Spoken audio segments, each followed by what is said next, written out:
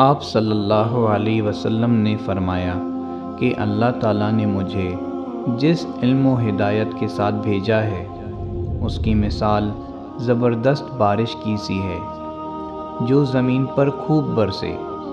بعض زمین جو صاف ہوتی ہے وہ پانی کو پی لیتی ہے اور بہت سبزہ اور گھاس اگاتی ہے، اور بعض زمین جو سخت ہوتی ہے وہ پانی کو روک لیتی ہے۔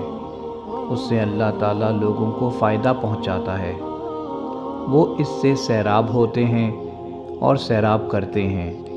اور کچھ زمین کے بعض خطوں پر پانی پڑا ہے جو بالکل چٹیل میدان ہوتے ہیں، نہ پانی روکتے ہیں اور نہ ہی سبزہ اگاتے ہیں۔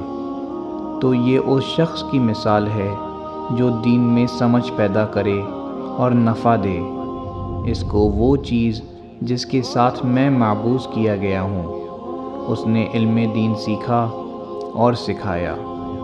اور اس شخص کی مثال جس نے سر نہیں اٹھایا یعنی توجہ نہیں کی، اور جو ہدایت دے کر میں بھیجا گیا ہوں اسے قبول نہیں کیا۔ حدیث نمبر 79، صحیح بخاری۔